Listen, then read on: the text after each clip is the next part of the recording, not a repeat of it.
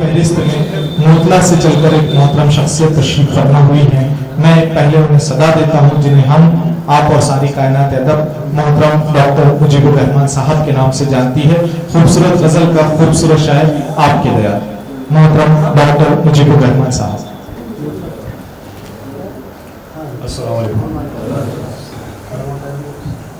صدر صاحب, محترم استاد صاحب, واقعی میں بات سے مسرت بات ہے کہ یہ محفل جو آج باذوق حضرات, ذی فہم حضرات کے درمیان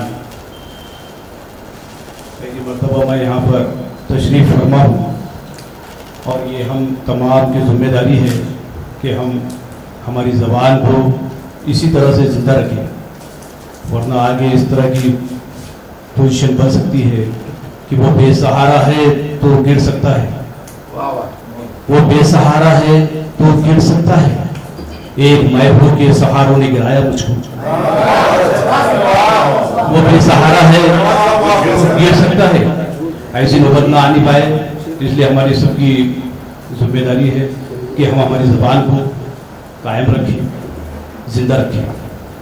غزل کی شروعات کرتا ہوں, ٹائم بہت کم ہے, مطلب آپ کی پیش خدمت ہے. اہل خرد کی نیند اڑانے کے واسطے, اہل خرد کی نیند اڑانے کے واسطے, یہ زخم قیمتی ہے دیوانے کے واسطے.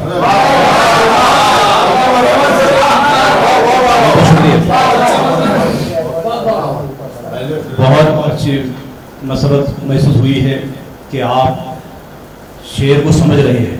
یہ بہت ضروری ہے, سننا الگ بات ہے, پڑھ لینا الگ بات ہے, سمجھنا بہت اہم ہے. اہل خرد کی نیند اڑانے کے واسطے, یہ زخم قیمتی ہے دیوانے کے واسطے.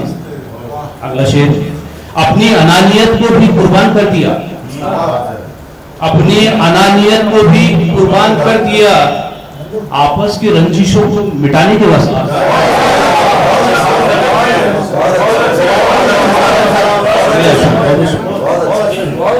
اپنی انانیت کو بھی قربان کر دیا, آپس کی رنجشوں کو مٹانے کے واسطے.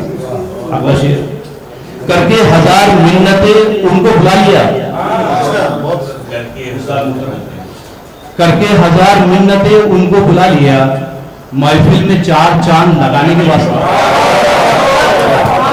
محفل میں 4 چاند لگانے کے واسطے. بہت بہت شکریہ,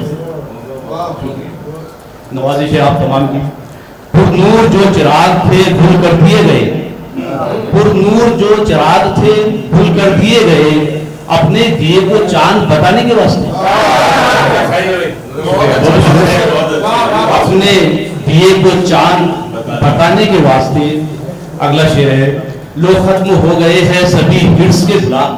حالت حاضرہ پر ہے, غور سے سماعت فرمائیے. حالت حاضرہ پر یہ شعر ہے, لو ختم ہو گئے ہیں سبھی ہرس کے غلام, آپس میں لڑ رہے تھے خزانے کے واسطے.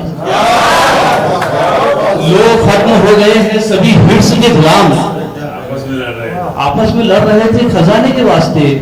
اگلا شعر, جو جوکر کی بھی زبان ہمیں سیکھنی پڑی, جوکر کی بھی زبان ہمیں سیکھنی پڑی, دنیا کو چند لمحے ہنسانے کے واسطے. دنیا کو چند لمحے ہنسانے کے واسطے.